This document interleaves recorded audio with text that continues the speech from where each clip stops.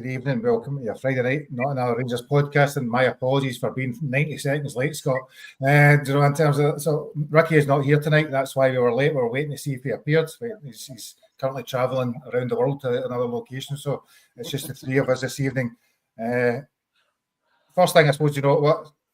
For anybody who watched the Monday night's episode, I watched a wee bit of it back, and it looked like I'd been hit by 3 weeks in Ibiza. It was bright red. So my apologies for the lightning. Did you see it? Honest to God, it looked terrible. It looked like I've been in the sunbed for days upon days. Big time, Gary. Honestly, so the lightning was horrendous, but I'm hopefully a little bit whiter today, back to normal. I suppose first, before we actually kick off, I think it was worth saying our condolences. There was obviously the sad news at Ibrox on Wednesday night. Scott were there, but they'll send the stadium. A 36-year-old woman tragically lost her life. I think, and a Rangers fans, I think for all of us, we offer our condolences. It's a horrible thing to go to football and not return. Really sad, and wish your family all the best. And just before I come on there, I did see that the Scottish football legend Dennis Law, who was 84, passed away as well. I think the top scorer for Scotland, Man United legend. Scott, as a Man United fan, will know more about him. He's before our time, certainly before my time, JD, before yours. Don't know about Scott's. I've actually met him a couple of times. He's actually a really, really nice guy, Dennis Law. He was a Rangers fan, Kerr.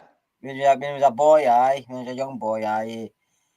I actually met him up in Glasgow. It was a football thing years ago. And it was just with some old players there, and Dennis Law was there. And you couldn't get... See, for being a famous guy, and he had an aura about him, but he was willing to talk to everybody and sign jerseys. And that was before cell phones were a big thing, and take normal pictures with cameras. But he's a legend compared to some other people who was there. But he was probably one of the nicest guys there, if you know what I mean. That's how down to earth he was, and I can't say enough about him. It's sad news, because he was just before my time. I remember him obviously watching him on TV and stuff, but he'd retired. But when you watch back, he was it's still only Scottish player to win European Football of the Year. Am I right? I think you might be right. Aye. I mean, and he went to Italy as well, didn't he, for a record at the time when he left Man United to go to Italy, or did he go to, before he came back to Man United? I can't remember. And then he went to Man City, obviously, and get Man United relegated with a back heel. And he's had some career, but guy was a phenomenal footballer. But like I said, just being in his company, he was just a really, really down to earth guy for being a famous footballer. Obviously, football's changed nowadays; it's different, but I'm only knowing what I've seen, so. Thoughts go with his family and stuff, and it will be sad on us. I remember him. The only thing I remember in JD the same as you, Scott, was the only excuse. It was that only excuse legend for so many years. That parodied constantly. And his accent and kind of the catchphrases were. But there was a few things. It was always him, Frank McAvenny, were kind of the main ones they talked on at the time. So it's a little bit before my time as a player, but obviously it was a Scottish top goal scorer, isn't he? He's in terms of that, there's not many get to 30 goals for Scotland, and many other great players never ever made it as much as. So our condolences. Anyway, it's a Rangers pod, and we will talk about Rangers. JD, how are you this fine Friday night? I'm good, yeah. Happy to get to Friday. It's been a long week. There'll be an impromptu trip away at the week. Saturday night, Sunday morning, wasn't it? So I was away for Sunday, Monday. So what, just off the cuff, aye? Aye. Long story we won't go into on this pod. Anyway, but I impromptu booked a flight eventually about 11:30 at night on Saturday and jumped on it at 8:45 Sunday morning. So I'm still kind of recovering. I felt every day in my 42 years this week doing all the walking. We've done 20,000 steps on Sunday, 10,000 steps on the Monday. So the old glutes and the hammies were struggling this week, and they still are. So seen some of your photos and some of where you've been now, we've been in the same places. So it's good. It's quite expensive, but isn't it? Oh, aye, very expensive. Fortune, man. It's when you go there, but glad you enjoyed it. Aye. And how are you, Scott? Since I seen you 40 years ago. No, I'm all right, Gary. I wasn't working today, thank God. So I had a Friday to myself for a change and just not doing a lot, and looking forward to coming on the night. Sunday, I'm still 50-50. I wasn't going to go that night, and I woke up this morning and said I might go, so I don't know yet. But I enjoyed the game that night. I thought we were decent and enjoyed being back. And you say things that you're not going to go, and then when it comes to the morning of the game, you're like, I want to go here. It's just the times, it's just being a football fan. We're fickle as fuck at times, but that's what happens. But no, I'm good, Gary. Good. So in terms of the night, I mean, it was funny. You're thinking there's not that much happening. There's nobody as dramatic a week in the world of Rangers. We won a game. Everybody's relatively happy. It's just I think there's maybe not a lot to talk about. But we've got the game against Aberdeen. We'll talk a little bit about transfers. There's been some stuff around that. There's obviously been the chairman and the CEO in the director's box, which Rangers fans chose to film and release, which I'm never really sure is a good idea. Some stuff around the press conference, and we'll look at the head of the Fraserburgh game. So there's lots of stuff to pick up on. But I think we will spend a little bit of time at the start. Let's enjoy the wins as well. So let's talk a wee bit about the game on Wednesday night. JD, we comprehensive is probably the word you would use for it. We had 20, 30 shots or something like that. Aberdeen offered very little. In fact, I think maybe before we started on it, Aberdeen shocked me how poor they were on the night. Same, mate. Same. After, this is the thing, Aberdeen always raise their game against us, but probably one of the only times for a long time. I mean, that's probably the poorest performance I've ever seen them play against us for a while. So, they're not up to much as a team. I mean, they need to watch themselves. They could go in free fall here after telling us they were either going to win the league or finish second. So that was pleasing, but it is what it is. We got the 3 points. We played well. I don't want to be downer on it because we did play pretty well. I've seen a few people saying it was still a really poor performance. It wasn't a poor performance. We played well. We do play well at home. We've kind of proven that. That's not the problem. But again, for me, I know we'll probably come on to it, but the wee man just sticks out like a sore thumb, doesn't he? Again, man, it's just what a player we've got, honestly. And I know we're going to not get carried away with ourselves, but everything he does, everything he just looks, and you know what else is good with him now? He's confident. He is. You give him a ball at any angle, he's taking it on. He's back. People are bouncing off him. So again, and I know some others played really. Inciala played really well. Some other boys played really well. But see, for me, I'm watching Igamani thinking, wow, what that? We moaned a wee bit at the start when we had him, but I thought he was again outstanding. So overall, great performance. I know we can touch on the goals and that, but just for me, the wee man's different class. No, I think he was excellent. It's funny because you watch him. I suppose my view as I watch him, I think he looks excellent with the ball. What you can still see is he's got rough edges to learn. That's what you can see. And that thing like bringing others into play or playing the through ball at the right time. There's still lots to learn, but when he's got the ball and he's going direct, there's an air of excitement which we'll talk about as it goes on. Gary, see on that, there's been a lot of comparisons to Morelos, right? I would absolutely say the player that we have right now in his first couple of months is streets ahead of the couple of months first. I mean, when Morelos first signed for us, he wasn't really that much of a player, but he did go on to become a really good player for us. I think Agamani's progression since signing for us is streets ahead as an overall player than Morelos was. So I think we got a better player than that. 100%. I mean, do you know the thing? I think Morelos is a hero. Do you know, to always, I suppose he was that hero for that period. People like that whole persona in it, and I think we're all people and fans. You need a hero. So I think that's, but they're totally different players. Never were the same player. The suggestion that they're like Morelos was a bulldozer, but not the most technically gifted. Agamani certainly more to his game in terms of technique. Anyway, Scott. So the game starts. Same team. So he goes out of the same team. As you probably expect, there wasn't a lot of options in terms of their first 15 minutes, I suppose, just to pick up on that first. Egeman does miss a good chance, actually. Just rolls the ball past. And then we get the goal through horrendous defending from the Aberdeen player who can't control the ball. Tierney does well with it, cleverly done. And I think I've seen in the comments from somebody here that it was actually a really good finish by Egeman, just calm and composed, the way he just stroked into the back of it. Yeah, Gary, it was. He just waited, didn't he? He didn't rush it. He waited until there was a gap and it just passed into the net because that's what he does. Like a man, I know he's a rough. He plays off the cuff. He's still a young boy, but his awareness is really good for somebody that age. He doesn't panic. He doesn't bully defenders because he doesn't have to bully them. He doesn't get involved with defenders fighting them. Because if he does, he knows that takes away some of his game, as in he's not going to get a chance. He's not going to get the ball. So he plays round about defenders. He plays him about a yard away for defenders. So the defenders know he's there, but he's got out of space to either go by him or do something. He's clever, a very clever player, so he is for his age.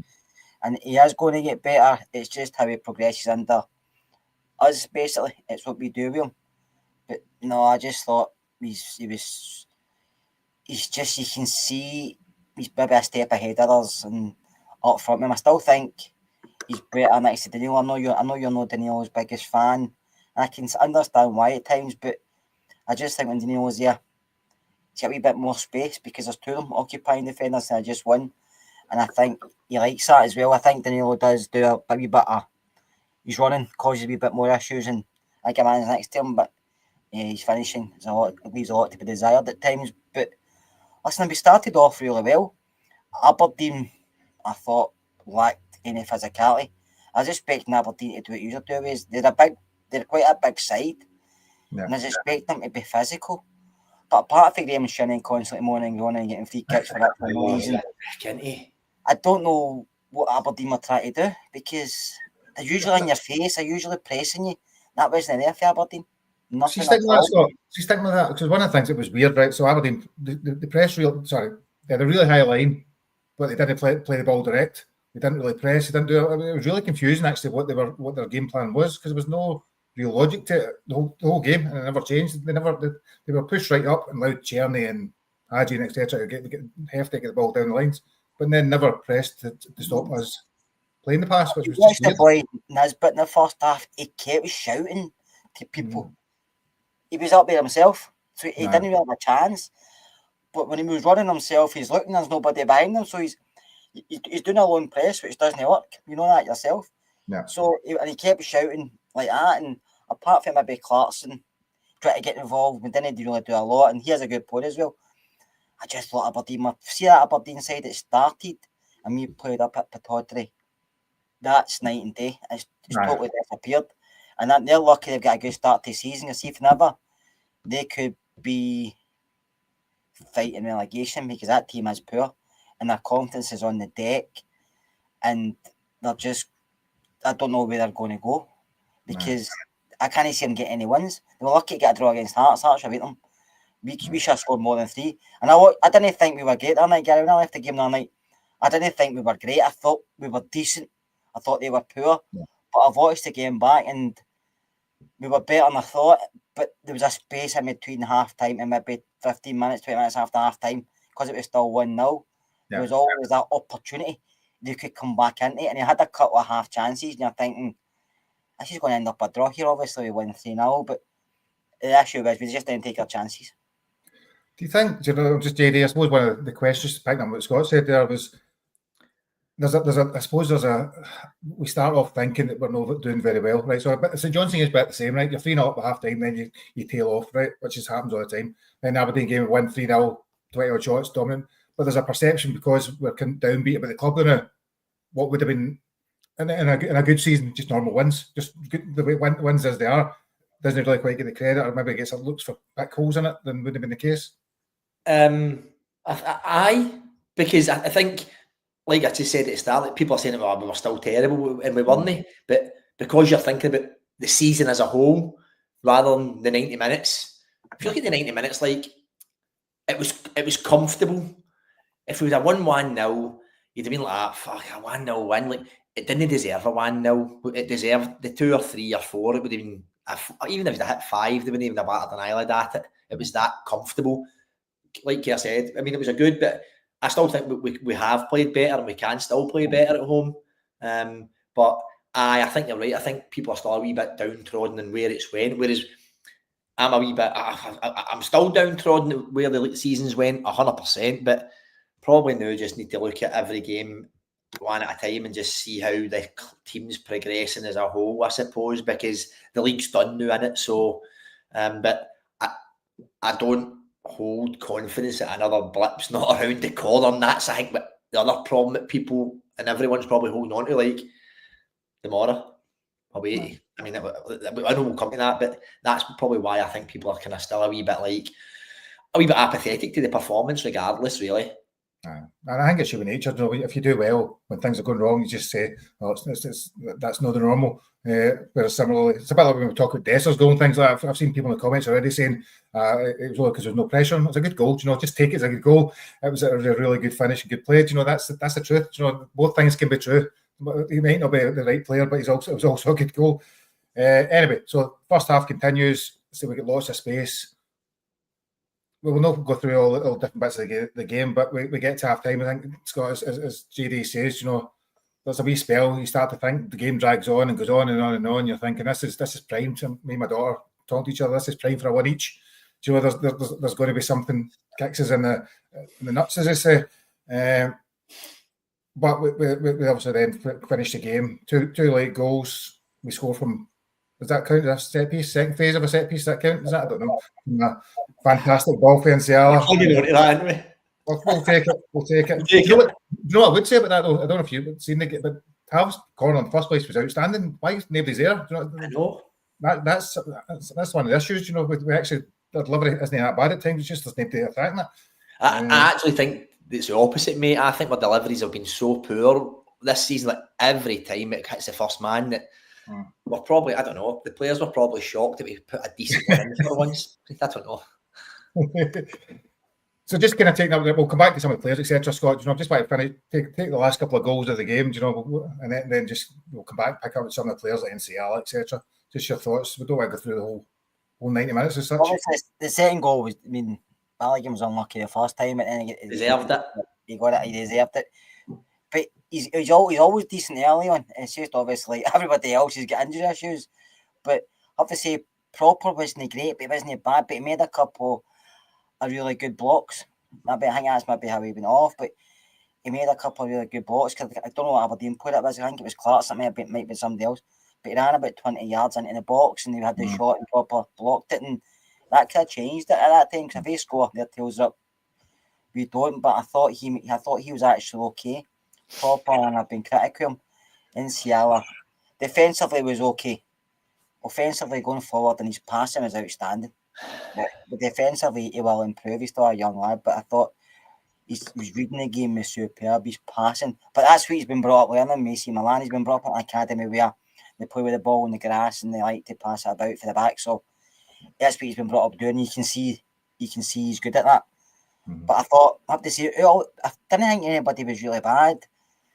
But I thought Agaman was good. I thought. Let's JD, come on in. JD was excited there when you said that. Come on in. Really bad. Were you going to say that, Van? Oh, he was fucking hopeless, mate. Honestly, man. I think me and Gary were pulling him. Honestly. No, I know he wasn't great, but I think when Tav's fit, that's him out. He's not going to be right back anymore because Tav's back. But he's not going to be left back anytime soon either, man. Honestly. Listen, I've always said in the pod, JD, and when you've been on and when Gary's been on, he's one of the ones I think an offer for yourself. Young man, as you do, and I think Dessers is the same. A couple of ones are the same. But I thought he was still trying. I thought he was still trying to do that. He just was something just wasn't coming off from. But I have to say, I thought Hadji was superb. Yeah. Hadji was superb.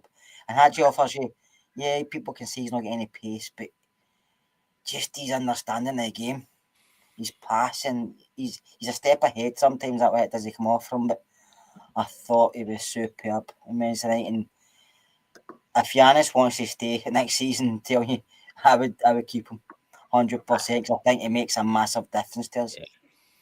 Yeah, I agree. I'm going to stick with that because, you know, Hadji was outstanding. Some of his passing was phenomenal. You know, there was a few different. Obviously, there was a one for was it for Danilo? At one point, there was a good few balls over to Czerny. And we start saying, JD, is that the ball moves quicker than any player's ever going to move. You know, you don't necessarily need pace if you've got vision and ability and creativity and you know when to play it and how to play it. And at home, particularly, I thought him, Dio, even Bajrami, guys like that, when they've got a bit of space to play, you can see how technically good footballers they can be. But Hadji was obviously the pick of the bunch. I've been really critical of Hadji, by the way. I was actually saying at the start of the season I'd get rid of him now. But he's come in and I think he's got a bit of fire in his belly. I think he's always had that wee bit of fire in his belly, and that will take you quite far in Scottish football. If you look at a guy like Graham Shinney, right, who's actually made a decent career for himself in Scotland, running about and shouting at folk and slide out tackling and stuff like that. But Hadji can actually do a wee bit of that. He's always had a wee bit of devilment in him. but also do the day. He's killing me, honestly. That's an old story, that one. Carol probably know it. But he's fucking made me forget what I was going to say. But he can also do the good things. And sometimes he makes the passes that nobody else in our team can see or will do. So finding him that position, though, I'm probably old school. I would like my two boys out wide to be a lot pacier, take guys on and create things, whereas Hadji's a wee bit different. Like, so I'm not sure, but it's an absolute no-brainer that he must get another contract. We're probably going to need to go back to the wages we were going to give him before we got him back and got him back in. But he's in a good position. Whether he wants to stay or not, I don't know. I was like GD, I said before he came back in, I would have just got him because of all the stuff that was happening through the summer. But when he's back playing with confidence and back playing with a smile, you can see the difference he brings to the side. You can see the difference he brings. And yeah, he's not the quickest, but a lot of footballers out there nowadays and years gone by have been quick, but they're quick up there. And that's what you need. And that's what Hadji is. If he stays next season, I don't know. If he wants to go somewhere else or if we can get money for him, the club will probably take it. But it's just, unfortunately, the way it happened, contract thing. Is his contract up at the end of the season? No, it's another year. Is it? All right, okay, fine. You don't know if that, the clause he put in it, is that just a ways down to the end of the season and he goes back on? You just don't know what's been tied in on that contract to get him playing again. Do you know what I mean? Because they've not told you. So, but I would keep, if he's willing to stay, you keep for another season. But because it's a year, and if he doesn't want to stay anymore, then you basically have to try and get what you can from him. You don't want an player walking away for nothing. See for me and all, see a lot of our players, a lot of new age football players, again, I'm old school, but I still have this wee thing with Hadji again, where as soon as he gets a wee niggle or a wee knock, it's, I want to take him off. Like, no, suck up and play on. Like, and again, I'm going to moan, Big Bert proper. I'm not sure he fancied that after that. I'm not sure. I don't see as soon as he went down, I knew he was wanting to come off. I'm just no sure. But then I'm an absolute pessimist because I'm also saying Danilo, I'm saying none of them were injured and they all wanted off during the game we were coasting, right? Because one of my mates said we were watching the telly, the doc said to Danilo, you're trapped, we're winded, you've got trapped wind, just breathe it out. And now this is this master shoulder injury, like. And he's going to be out for a few weeks. It's no serious, but he's away to see a specialist.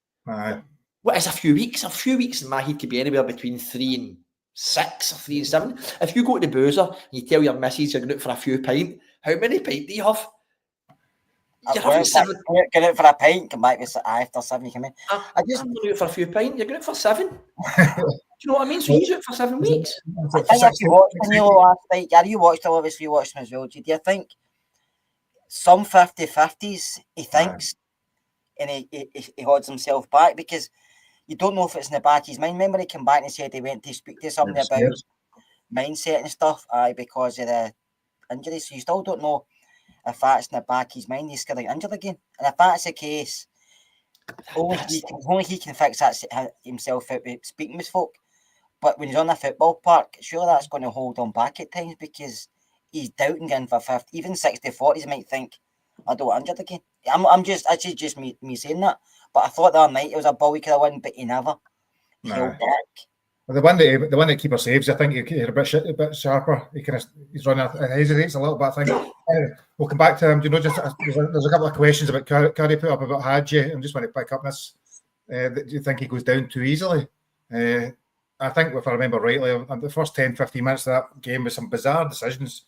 There was fouls going. Kevin Clancy was giving fouls all directions every time against Hadji most of the time for things that appeared to be fouls for him, which was a little bit strange. But I certainly don't think it was the end of August. It would go down easily, JD, that I remember. I know what he's saying about I think a lot of footballers nowadays will always look for listen, it's game management. Try to be smart, try to win a foul here and there. So I think the old days are just running. If you get touched in that box, you're going down, man, and trying to play on. So I'm not bothered about that. The refereeing decisions, Gary, like we were asking, said it's just weird. It was weird, man, and it's just, I don't know. We're going to need to suck this up, I think, and just, I don't know. It's weird. The problem is we forgot about the final again. we spoke about after the final about that decision, and we've not spoke about it since. Yeah. And every game we've played, there's been decisions you can probably highlight and say, why is that? Why is that? We don't constantly speak about things. We don't constantly bring things up what other clubs do. And you can see that with decisions going against us. We're not having a penalty this season.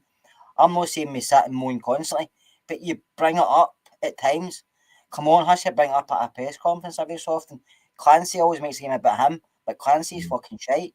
And he's biased as well. I don't really care if everybody that disagrees with me. That's my opinion. I don't think he's a good ref, and I think he is biased. Because some of the decisions are like, you could tell weren't they correct, but he doesn't bother because it's Kevin Clancy.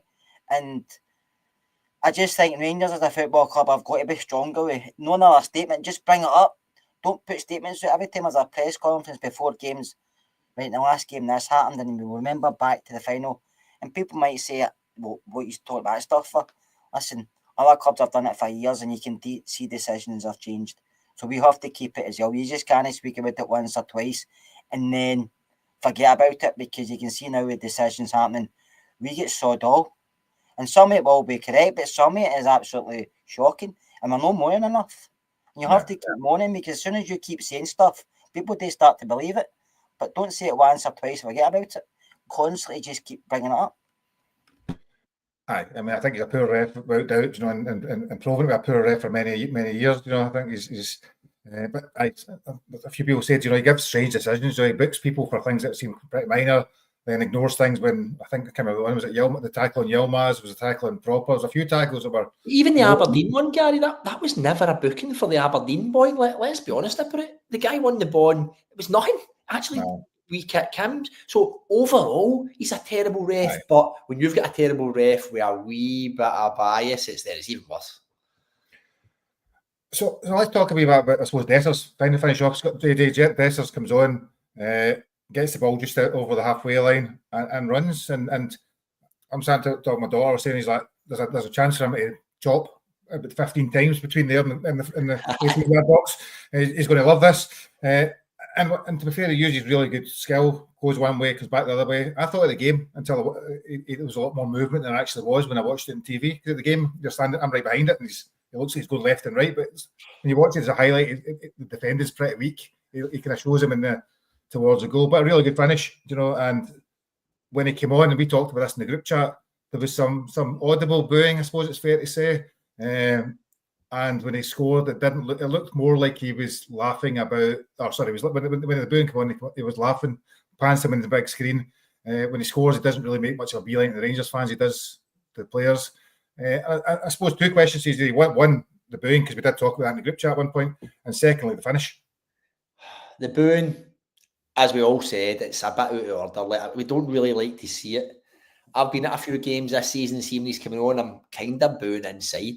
Because I'm just a bit like, because he has been a bit of a dick, let's be honest, and but it's bang out of order, right? So I wouldn't boo the guy, but people were booing him, but it was few and far between. I didn't like the poor guy was laughing about it, which it was awkward and it was a shame. But I'm going to take the sentiment away from it, because this is our club.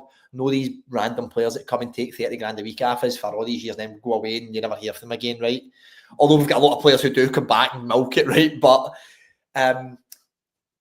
so I don't say this lightly, but see if a wee boo here or there helps us move him on and get 3 million this month. I'm all right with it. No, it is terrible, right? But it is what it is. He was raging about the booing clearly there, JD. He's just stormed off. I'll come to you then, Scott. You just put that again on the goal and I suppose the kind of reception he got when he came on. He took his goal well, didn't he? He took his goal very well, and there he's back. Do you want to continue? Gary just kicked me out there, didn't he? Because I was slagging his favourite player. You're saying the boon was fine, that was that you were gone. It's a tough one. Like the Rangers fan of me saying we shouldn't be booing our own players, right? But there's another side to me saying we are not in a position to carry people and all that. Anyway, his finish was immaculate. But again, and in the scope of the 90 minutes, Gary, I agree. It was a great goal, a great finish, and we should celebrate that. He deliberately didn't even cast an eye towards the Union Bears when he celebrated. He just jogged right by them. But I'm going to go back on what you said on earlier. If that's a big game, he doesn't score that goal. If there's pressure on, he doesn't score that. He chops a million times and doesn't score it, tips out the ball. And if we get upwards 2 million plus for him in the next 2 weeks, we have got to take. I've seen people on the radio this week saying we need to keep him. We need to stop doing this as soon as we have an opportunity to sell him and he scores a goal. Oh, we need to keep him because he's a good backup. No, we need to try and get some money back for him. It's just been a bit of a disaster for the poor guy. So, aye. I'm going to ask you both then, right? 3 questions, right, on this, on Dessers, right? So, one would be that how much would you sell him for realistically? Truthfully, these are truthful questions, not just give him a bag of nuts and let him go. Do you know, how much would you sell him for? What would you actually sell him this window if you can't bring anybody else in? And if you could bring somebody else in, who would you bring in? Oh, fucking hell, they're questions. Care, I need to think about this one. So, what's the minimum you'd sell him for? Because I think people talk a lot of rubbish, but there is money involved. Honestly, Gary, I think if we can get back anywhere close what we paid for him, we take it. I think that's would we pay for him, Care? 3.5, something like that? 3 million euros? I think it was. So I think you have to try and get that back. I think also you have to rid him. I think if opportunity is there, you do sell. Yeah, I know Danilo's injured, but we've got Lovelace coming through, so I think Zach could be the backup. The league's gone, so there's going to be a lot of dead rubbers in the league. So I think you could play Lovelace there instead of Dessers. And to be honest with you, I don't know who they've got eyes on to bring in. I mean, there's a couple of guys you could look at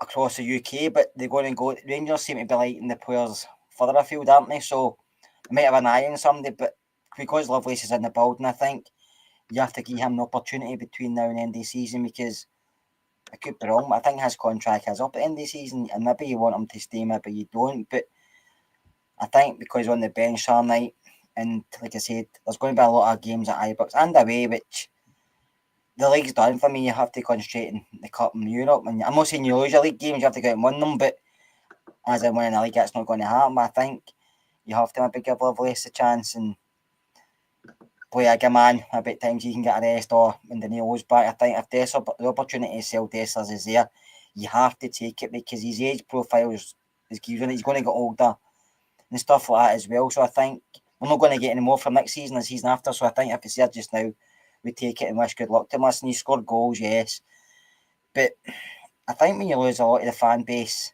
it's hard for you no matter who you are, and it's very difficult to win fans back, because you know yourself, Gary, if you don't like somebody, doesn't matter what they do, they can have 10 great games. As soon as they have one game, you'll be like, see, I told you it was right, because that's what you do.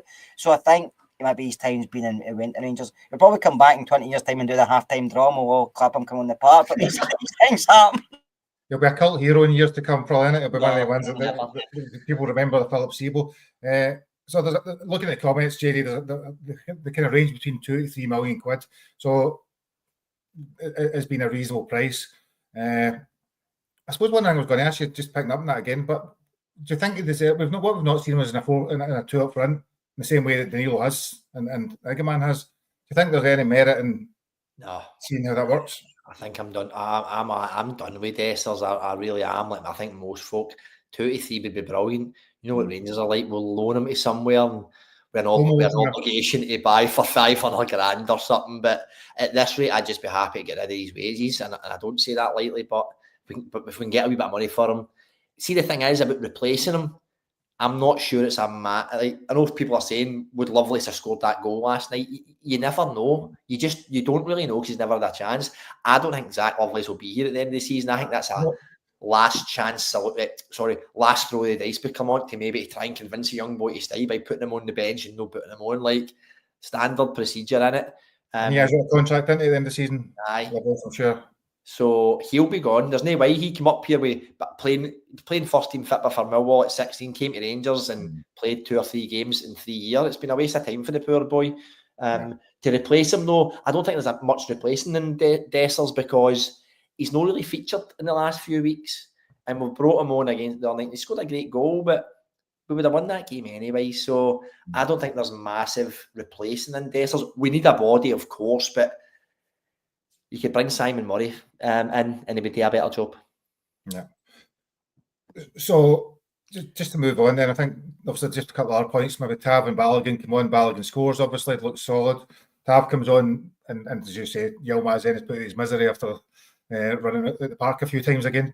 And I suppose it did give more balance, no matter, I'm sure Curry's raging at me already as I'm saying this, but bringing Tav on gave more balance to the right-hand side. You looked a lot more, I suppose, just natural going forward as we were. And obviously Balogun is a solid enough centre half. Looking at the game tomorrow, then, or Sunday, JD, do you think that Tav and Balogun will start, or do you think they should start, or do you think they should play part of the game? What's your thoughts? Aye, listen, I can't deal with I know Proper played all right, but I just can't deal with watching Proper and then watching Ridvan at right back. More Ridvan at right back. I just can't. It can't. He played well against Celtic. I was singing his praises. He's no played well since. Constantly kicking the ball at the park. Runsley's arseers are tied together. Wee pigeon chest. I've had enough. He's probably a good backup to Yefty at left back. And if his stock's still high in Turkey and he's still quite young, if we could recoup any money for him, he's one that I would go for straight away. You could replace him with somebody like Penrice for Hearts, who's probably having as good a season as Yefty, if not better, in a poor Hearts side. So, still, by the way, listen, Yefty's still got a bit to go. Still got to listen. We were brought up guys like Davy Robertson and Arthur Newman. Come on. Well, yeah, I thought played really well, actually, third Wednesday. Yefty, that's probably the best I've seen him play in a couple of months. Yeah. But Tav's got to take him back in, because the balance makes it a lot better. And I know people listen, I'm not Tav's biggest fan either, but in this moment, Tav, what you will get for Tav is, I know he's been injured, so I'm going to go against that, but he's reliable to be fit. Yeah. Reliable to be fit. And right now, you can't hang your hat on Sterling. Forget about him and all, by the way. That's another one who's just snuck under the radar, plays 5 games, gets injured, played again, another one. I don't know what's going on. Boys, leave us. Someone posted that on Twitter the other night. Ryan Jacks played like fucking 15 games in a row for that new side. Like, what is going on with Rangers? Is this a thing that have we got a problem here? I don't know. So, but I think Tav will definitely be back in. Yeah.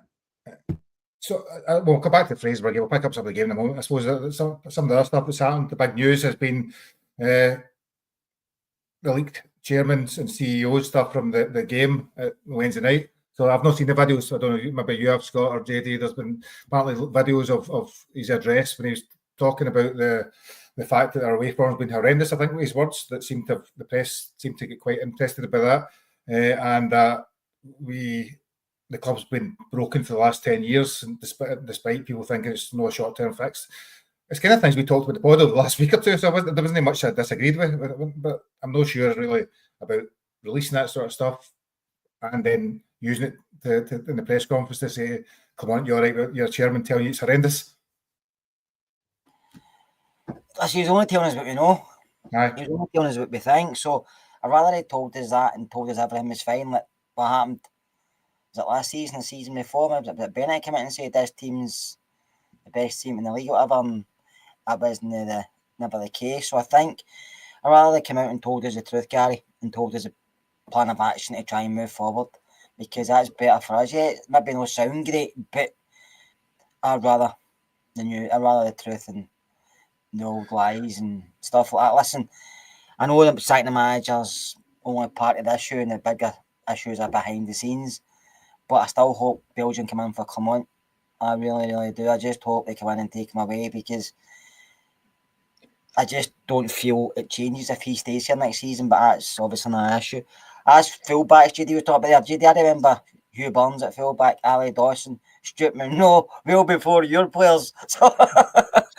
So I've seen some fullbacks that were Paolo Vanoli. Remember Paolo Vanoli? I remember Sandy Jardine playing fullback as well. I mean, so I'm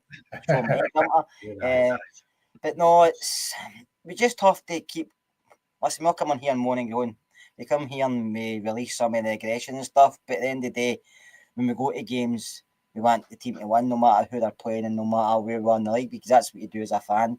It's just sometimes it gets frustrating. Sometimes it does get to you, and sometimes you think, I can't take any more. But like I says to Gary, and I've said to you, GD, in the morning of the match, you still want to go back, even though for 6 days before that, you're slagging them off and saying, I've had enough. So it's just a life of football for isn't it? So I'd rather the boy Thornton come out and told us that and Stuart and see where they're going to take the club. It does, all I will say on that, the only thing I'll say on that is, what do the parts think about this? Saying if a club's not been winning right for the last 10 years, they've been a big part of that. So was Dave King. You could say, and others. King wasn't the biggest part, Gary. The parts have been there, Bennett's been there. He was a chairman for 3 or 4 years, wasn't he? He was, but he was a chairman. But you can say he brought in Gerrard, even though it was only one title, he still brought in Gerrard as Doctor 10, which I suppose that's on his thing. But what do they make about that when somebody's going to say that? Because the parts just can't walk. They will only walk if they get their money back and investment comes in. It's not like you can say... They're not on the board anymore, are they? I'm not sure. Maybe one of them is. I'm not sure. But they're still kind of the owners, aren't they? Because they get a big share of the club. And, well, the biggest share goes to John Bennett. I mean, I know the club, they still owe him about 24 million. He's gave in and we owe him. So that's a lot of money you owe someday. Just to say, right, we've had enough, we don't want you here, because unless you give him that money, if somebody owed me that, I'm not going to walk unless I get the money. So I think there's a lot of issues behind the scenes that needs fixed well before the team and manager. But as a fan, we're only concentrating on the team and manager, so that has to be fixed first for us. The rest it comes second, but even though it probably shouldn't, but that's the way it works. And that's why I don't give Clement excuses for what's happening behind the scenes. Does it transform the away for him? Because your club's running wrong. It doesn't mean your players play shite away from home, because football... Doesn't mean you can't coach them well, exactly. Football players don't really concentrate about the behind-the-scenes stuff. Don't. So I've got our questions. I suppose one of the things that struck me the last couple of days, and I've been reading, if you read all the Facebook pages for all the different Rangers sites, and maybe it's just me, but I've kind of detected a bit of a change. I've kind of seen a lot of people starting to come out and say, oh, we're actually done quite well.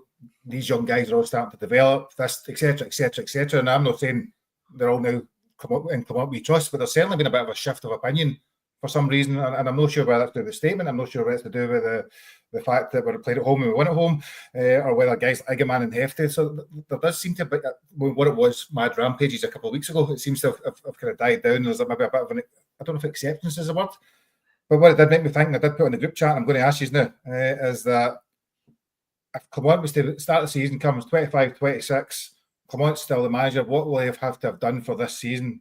What would be the minimum or maximum acceptable achievements to still be the manager for starting a new season, JD? And being honest, again, this is so there's two facets to that question. Is it what I would have expected at the start of the season, or from the position we are in From now. I would still like him not to be here. But if you're telling me to have minimal anger and accepting that he is going to be here, it needs to we need to chase down Celtic. I know that's hard because they might never lose another game, so you're fucked. But unfortunately, that's the way it is. The absolute Scottish Cup is an absolute must, and you need to get. I think that's fair by Alexander there. I think for us, it's going to be that Europa League is going to be really tough. If we can get a good draw, get into the last 16, would then be the other thing for me. But no matter what, he's got to win the Scottish Cup, or he's got to be sacked. Yeah. Scott, what about you? The same question. And you're a big fan, as we all know, as you regularly tell us. Listen, first of all, if I was the charge come out, would have been back in Belgium already. But I don't know what else he can do, Gary, to make some people change their mind. But I do agree with you.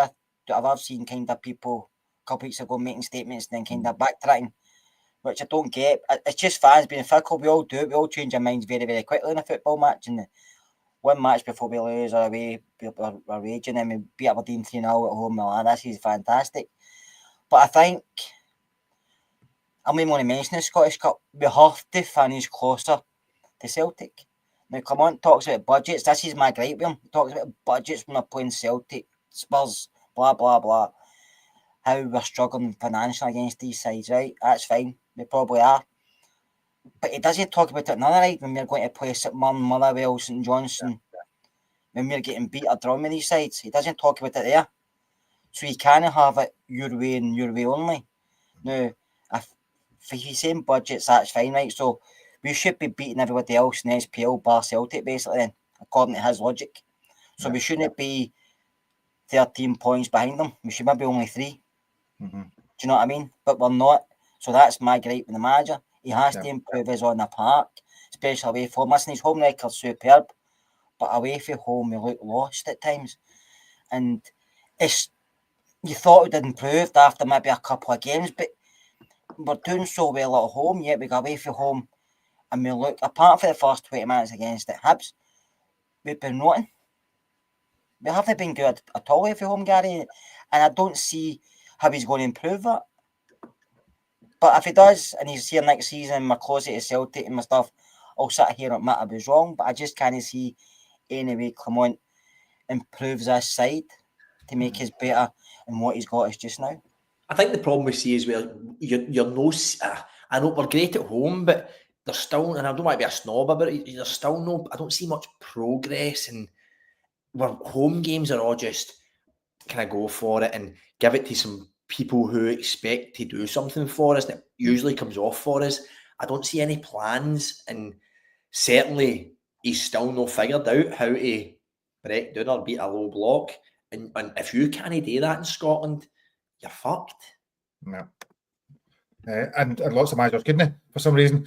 Gerrard struggled, actually. Van Bronckhorst couldn't, and eventually something cost, and Bale couldn't do a lot of things. But Van Bronckhorst's idea was just to keep the ball. And then they just sat there, and then the game just went like that. And we were all just like that. Game of drafts. I'll come to this question with courage. You know, what's the chance of seeing any new player brought in before April to get the right player? So if we do sign MD over the next couple of weeks, so looking at transfers, he's probably, I think Clement sometimes says too much and maybe gets himself battered for it. But if we do get somebody, do you think they'll be immediately able to play and ready to hit the ground running, JD? That one or two potentially. I think the only one would probably be Lyle Cameron, which is we need to get young Scottish players in. And they'll say, "Oh, we brought Barn in, and when he came here, he's not been that good." I think for me, Lyle Cameron's got the numbers to prove that he's going to make an impact in the SPFL anyway. But my worry is the other ones we're getting linked with, they're going to take. They've never played. Vernier played professional football, so you're pulling boys out for obscurity. That young boy for Lille that's been mentioned, there's maybe a picture of him at Ibrox or whatever, but centre half, he's not played any football. And then I scrolled through his 2024, and he must have missed about 25 games through injury. So here we go again. Here we go again. So I'm not sure. Like I think Curry's right, and I don't like to say that because he annoys me sometimes. I'm only joking, but he's right. Sports science might tell, come on, these boys aren't ready. So what's really the point? I don't get it. The league's done. We need to win the cup, of course, but we bring in a couple of boys who are going to make an impact the more, no in April or May. So I'm going to start with you, right? Because a couple of we're talking about obviously younger players and ones that can maybe add value. So there's two things. I'm going to start with you first, JD. The B team story, now this hasn't been confirmed, I don't think, but the B team story is that they're scrapping it effectively. And what they're going to be is that the good players will play with the first team. The other ones will go out on loan, and then presumably the third tranche will be released to go and find new clubs. I'm assuming that's what the way it's working. I suppose just your thoughts, broadly your thoughts on the benefit or lack of the B team. It's a hard one.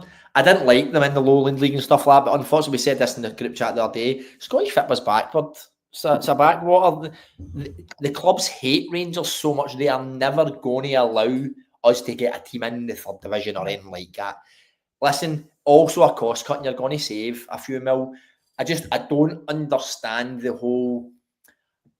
good ones will play with the first team because the good ones will end up being in the first team but no being able to make the bench if Clement's the manager, right? Unless these auditors need to tell him, you need to change your ways. Like, you can't have a squad of 27 foreign boys, all these players. You need to cut your squad to 20 and then you're 20. The rest is going to be made up of boys. You need to rotate, like that kind of thing.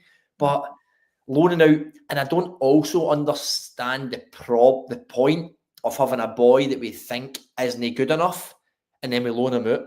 There's no point in having them. Yeah. Maybe it's the ones who we think are going to make it that we loan out to then they come back in and make an impact. Yeah. McGregor, go back to McGregor. He went out to loan, was Dunfermline or something like St Johnson, came back. Easier for goalies, but you're probably looking at that type of thing I think they done it with Ryan Christie, didn't they? So that's what you're looking at, loaning out boys that are going to come back and play. If you've got a 25-man B squad that They must know at a reasonable age that a lot of them aren't going to make it. Do you know? You're loaning a boy to still an Albion. God bless. Listen, right, it's never going to work for you. We need, if our boys are good enough. Robbie Fraser's maybe a wee bit too old, right? But his loan to Livy's going to be a good one because we know he's a good player. Is that going to allow him to come back and play with us? I don't know. I don't think so, but I think he could. But how many? Like, Rice is pulled into the squad. It's a token gesture to get on the bench to maybe keep him happy because he's getting a wee bit unsettled. Lovely's on the bench. It's a wee token gesture. Clement needs to buy into this then. He needs to buy into the fact that this is what's going to happen. You're going to have an under-18s team and then you're going to have a first team. And then boys in between are going to either be in the first team or loaned out. How many loans are we going to have? Scott, you know more about the scouting side of things than us, and probably more the younger players. I suppose you could probably enlighten us with some of that. So there must be lots of players at Rangers B team that are just making up the numbers to fill a team at times, and that's not a criticism. Of course, like every club does it. You maybe have half a dozen, 7 players who you think have got potential, but they can't play games. So you have to make up a squad of 16. So you bring in other boys who are decent, but you know they might never make it at your club just to get the squad numbers up. Listen, there's guys come in who are NG prove themselves better than the ones that are there, but that's what all clubs do. They have to make a squad up, and I don't like this going down this route. I know it will save us money, right? But if you're finishing your youth level at 18 and you're going to look at some boys around about the country or elsewhere, a lot of these boys will see them coming there.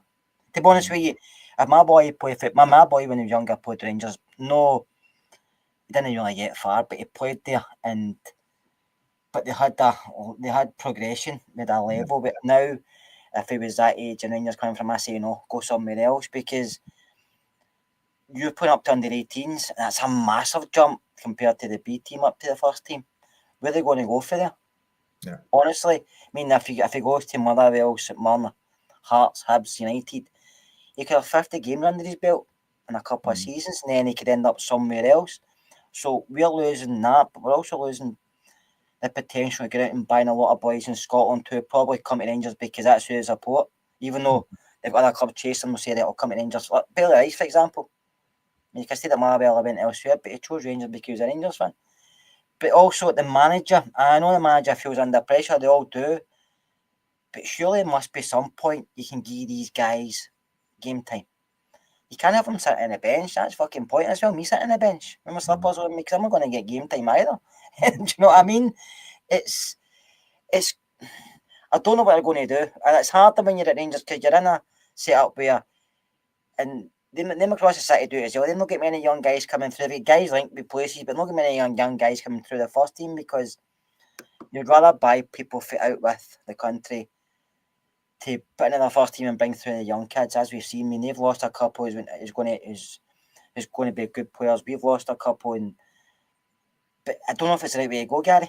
I don't, because there's more money in football everywhere apart from Scotland. No. And we're struggling financially. But So, Pierre, what did the other clubs? I'm not clued up. What did the other clubs in Scotland do? What if they got like a 18s, a 21s? We don't have reserves, so what did the other clubs do? So what did they do with their 18s to 21-year-olds?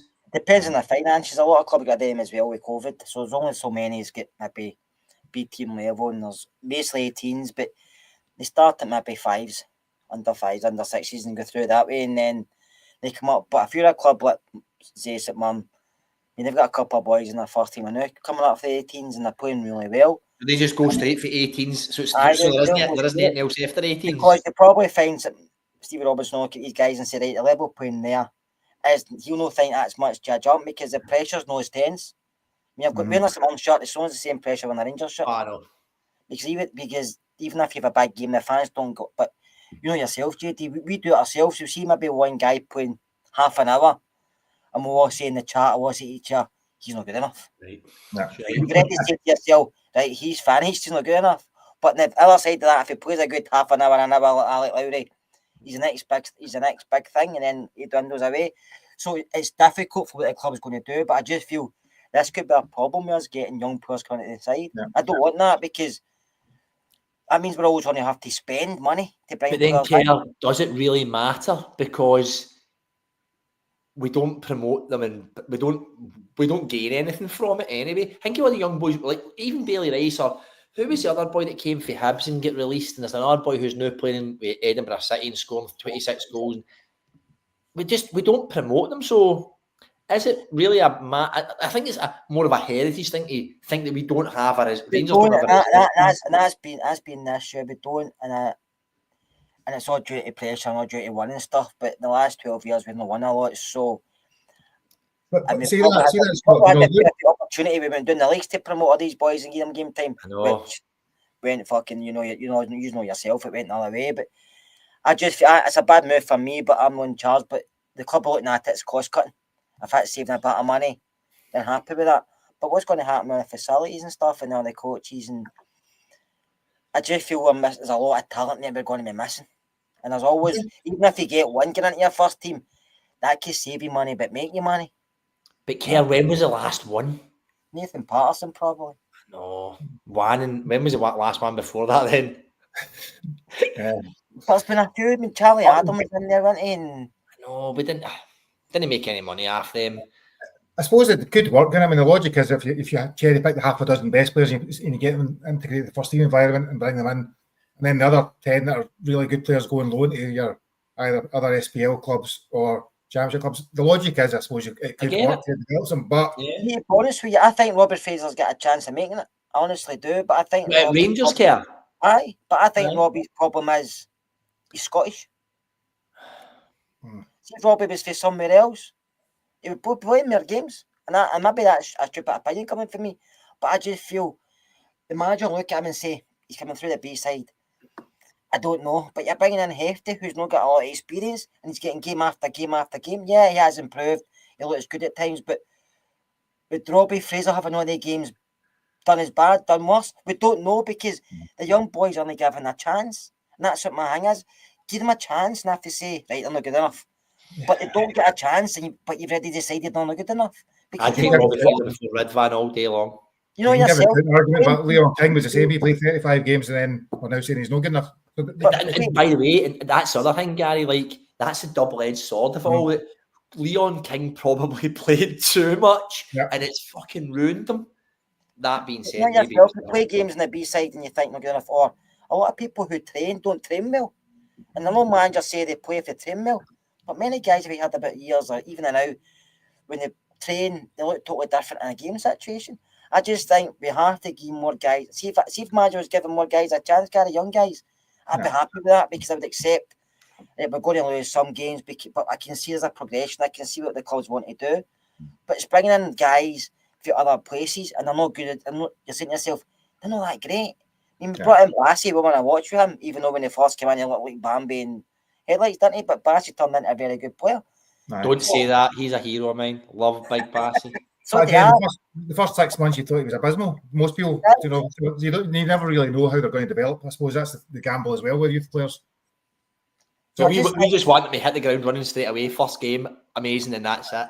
I've already said all fans do all Rangers fans do because we want to win, and that's what we've always wanted to do. But sometimes you want to see progression. That's my issue with the manager. I don't think there's any progression. I don't think we are any better this time here than we were this time last season.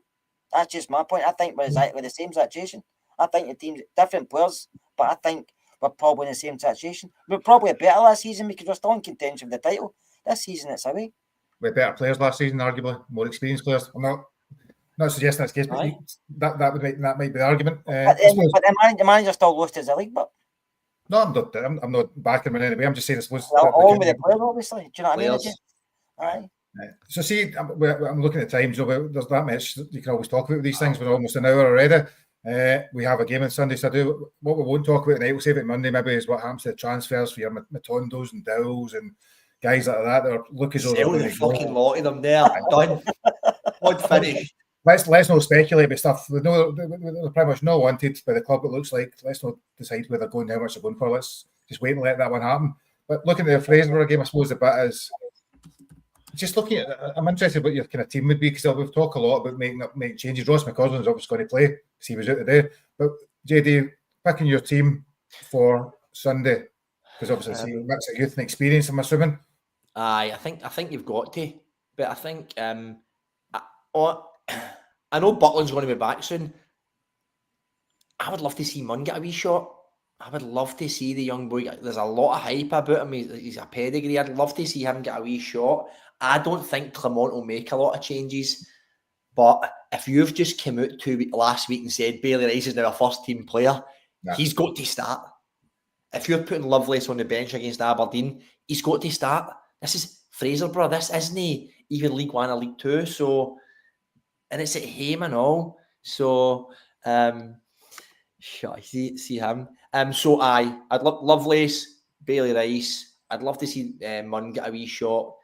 Other than that, the game's on the telly. You might see Matondo and Dow play to get them in the shop window, and that we might need to suck that one up. So, but other than that, I'm not sure. Like, we've got so many injuries now. You're going to need to play, boys. Start. Yeah, we start Dessers. Aye. Because I would rather not risk Egerman for that game. I'd just wrap him up in cotton wool, send him up the road, and Finlay Curtis, put them on. He's got to give these boys a shot. This is it. If we play non-league football team and don't give at least 4 or 5 boys a debut or 20 minutes, we're done. Especially if you're scrapping the B team next year. Yeah. So I suppose I'm just looking at CGM's 55's one. So we've got to have a couple of players. Ridvan at left back can make sense to me. I'd probably give Jeff a rest and I'd let him play against Fraserburgh, no Man United. Barron maybe come in as well. Yeah. You know, Scott.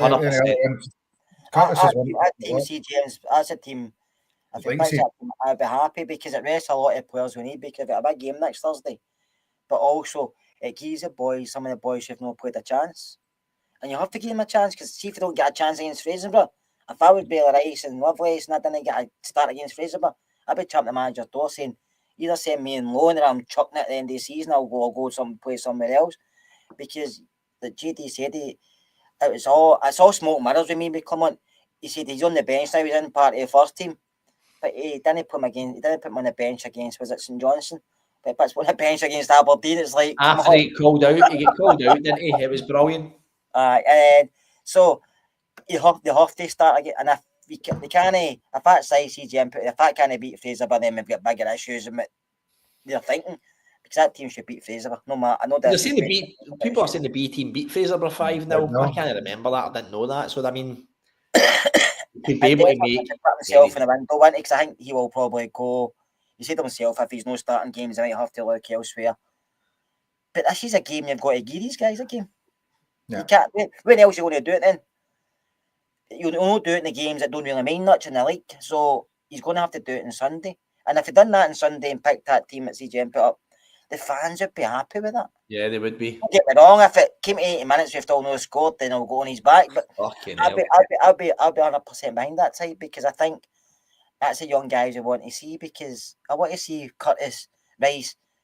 They've got the potential to go forward. Because if they two got the potential, which we think they have, and people are saying they have, and they hit our first team, that saves you a lot of money. Plus, it also can make you a lot of money. Yeah. But don't just fucking put him out there for half an hour against Fraserburgh and then leave him on the bench the rest of the season, picking shelves after us. It's pointless. I think I suppose I'm just trying to think of some of the players. Rami's probably going to need to start, and he needs probably for game time. Barron's probably going to start. You know, Balogun will get some of the game before maybe nobody's mentioned King, but King should probably get some of the game. He's on the bench every week.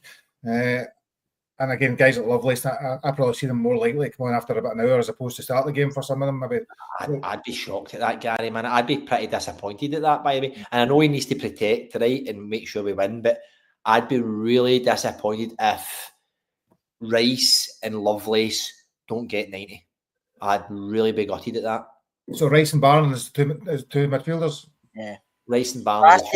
Raskin, that guy man shouldn't have been in that squad. They should be in the squad. I understand watching it. Archie Stevens, boys, put them on the bench. The B team beat them 5-0. Well, what are we wasting? What are we doing here? Yeah. So I think else there is. Maybe there was nobody else jumping it. McCausland obviously needs a big game from him. He struggled. He actually started the season reasonably well, and he's been struggling for the last 3 or 4 months. But he does need to get an opportunity. Archie needs a rest. There's a big game on Thursday night. There's a big game next Sunday. So You The look problem is forward- probably, Kerber, our squad's quite thin, and where I said, like, maybe you'll see Dowell and Matondo play to get them in a short window, actually you probably won't, because they're already in the short window. We've made it clear where I think the agents have been told, so the agents are probably contacting, because Matondo probably will move. Dowell, I think it's so much teams Stoke City I've seen the daycare. I think it's their wages are on. I think that's some of the problem with these players. Teams are interested, and then they think, "Oh, I'm not paying them that much." We need to sort that out.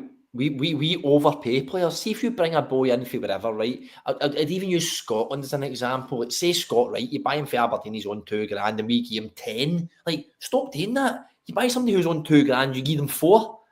Double their wages. Max, know what I mean? But it's a gamble, isn't it? It's not. Matondo, I suppose, was a £9 million player, wasn't it? If she actually gambled and gave him 25 grand a week, and it's failed. Basically, you buy somebody for England, you're always going to pay an extra 20-30% on their wages to come up here as well, because they might say, "I'll come up, but I want a fucking premium wage," and that we're getting it for some reason, and I'm not good enough. So we have to stop buying down south, because you don't get good value for them unless you're getting a free transfer or something. It's a challenge we've got, and that's where you're playing in Scotland. See, Must say, James, say, Matondo. Matondo, Dell, leave alone, and we'll pay their wages. It's all Dessers. It's an absolute cert. And I think the problem is we need to get wages out the door. That's where we are. We can dress up as much as you want in it. We need to... And that's probably the thing, Gary. See if you got rid of Dessers, Matondo, and Dowell on a loan deal, and we pay 30% of their wages, I think the club will probably take that. Well, if you think about it, you're saving 50 grand a week over the next 20 weeks. That's £1 million.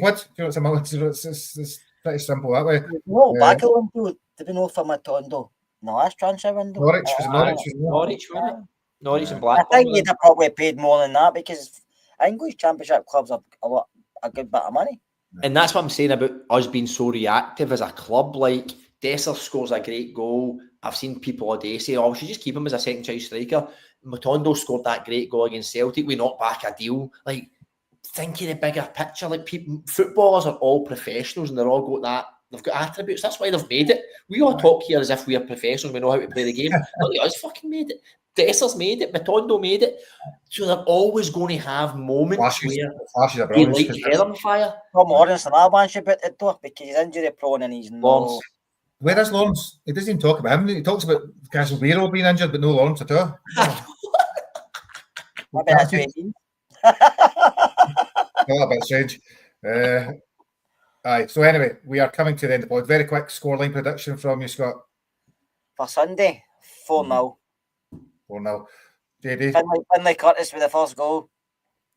6. 6-0. And a penalty yet? Anybody go for a penalty? Scottish Cup will get him. It's not a league game. I think we'll get one. It's not a league game. I will get one. Anything else we've not covered that you want to pick up on before we finish? We're rattling through about now in 10 minutes almost. No, I'm talking for a pee. Ideal. That's a good enough way to finish. Talk about United game, but apart from that, I'll come back. When are you talking about the Man United game? Is it Monday? Monday night, Monday night. What's Kerr got? Is Kerr allowed to come to the pod or not? Listen, I know this is Kerr's pod, but we all know that. Dual nationality, is that what you call that for this game? He'll be in. He'll be doing there with a half and half scarf. Honestly, I'm not going. I'm not going. Gary's get my ticket. And there ain't no half and half scarf for me. So I will talk about Man United's game on Monday. Scott will give us a lowdown. He'll give us a scouting report on how good they are, how we can keep Ahmad quiet, because that's really the only thing you need to do apparently, looking at him these days. Depends on Man United turn up. We can't win a FIFA game, and they're struggling to win a game, so I think it could be a good game. Do you know what? No disrespect to Rasmus Højlund, but I'd take Dessers before him. Whenever I watch him, that boy just controls even worse. You've just killed us. I know. Killed us. That way, Caesar was saying, I could feel it in my head. By the way, I was the biggest hater on Diallo when he was at Rangers, man. So wait and see this egg in my face. So anyway, JD's in a pee. We've been over another 10 minutes. I'm sure you've got our places to be, everybody. So thanks for watching. Thanks for tuning in. Please like, subscribe, and share and all that stuff. We will be back on Monday night. Hopefully, there's lots happening, because we're talking about the game of Fraserburgh. I shouldn't take an hour, I imagine. So a lot of the focus will be on the Man U game and any transfers, anything else that happens there. So thanks for tuning in, and we will see you next week. Cheers, guys.